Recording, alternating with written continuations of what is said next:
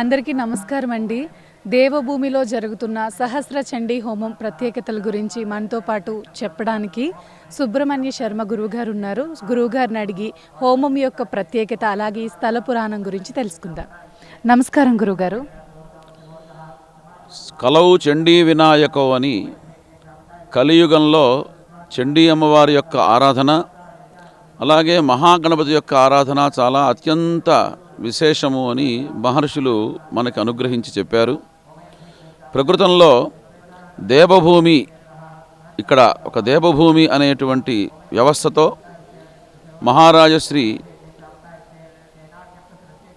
చిన వెంకటేశ్వర్లు అలాగే డాక్టర్ శ్రీమతి విజయలక్ష్మి దంపతులు ఇక్కడ అద్భుతమైనటువంటి ఒక దేవాలయం, బాలా త్రిపుర సుందరి అమ్మవారి దేవాలయం నిర్మాణం చేయాలి అనే సత్సంకల్పంతో దానికి ముందుగా ఈ భూమికి ఒక పరిపూర్ణమైన శక్తి, అంటే ప్రధానంగా ఈ భూమిలో శక్తి ఉంది కాబట్టి ఇక్కడ ఈ కార్యక్రమం జరుగుతుంది.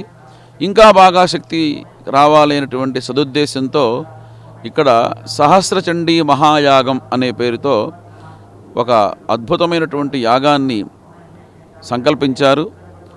నిన్నటి నుంచి అది ప్రారంభమై 5 రోజుల పాటు ఈ యాగం జరుగుతుంది. ఈ యాగంలో కాళీ, లక్ష్మీ, సరస్వతి అని 3 అమ్మలు.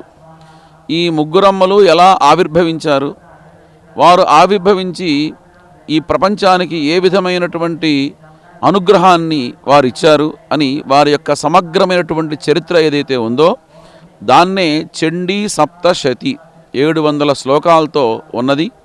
ఇది వ్యాస మహర్షి రచించినటువంటి అష్టాదశ మహాపురాణాల్లో అత్యంత ముఖ్యమైనటువంటి మార్కండేయ పురాణ అంతర్గతంగా ఈ సప్తశతి అనేటువంటి చరిత్ర చెప్తూ ఉన్నది.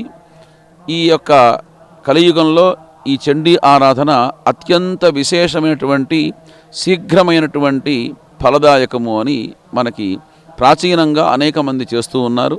దాన్నే ఇక్కడ శ్రీ వెంకటేశ్వర్లు గారు అలాగే డాక్టర్ విజయలక్ష్మి గారు ఇక్కడ నిర్వహణ చేస్తూ ఉన్నారు. గురువు గారు, ఈ హోమం ఎన్ని రోజులు జరుగుతుంది, అలాగే ఎన్ని హోమాలు చేస్తారు ఇక్కడ? ఇక్కడ 5 రోజుల పాటు పాంచాన్నిక దీక్షతో ఈ యాగం చేస్తున్నారు.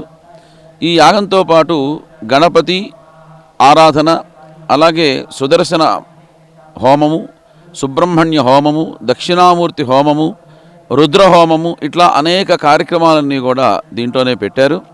దీంతో పాటుగా రథసప్తమి రోజున, ఆదివారం రోజు, మామూలుగా రథసప్తమి ఆదివారం రావటం చాలా అరుదు, కానీ ఈ సంవత్సరం ఆదివారంతో కూడి రథసప్తమి సూర్యుడికి చాలా అత్యంత పవిత్రమైనటువంటి ఇష్టమైనటువంటి రోజు.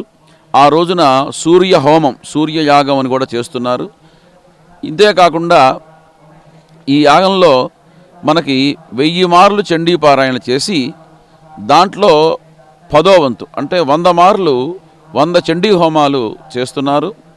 చాలా అమ్మవారికి అత్యంత ఇష్టమైనటువంటి పాయసంతో తయారు చేసి ఆ పాయసంతో ఇక్కడ హోమం చేస్తారు.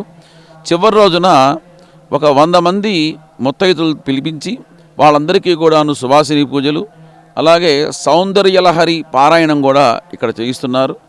ఈ యాగంతో పాటు ఇంకా వేదపారాయణమని అట్లాగే సుందరకాండ పారాయణమని ఇంకా అనేకమైనటువంటి అనుష్ఠానాలు కూడా జరుగుతున్నాయి.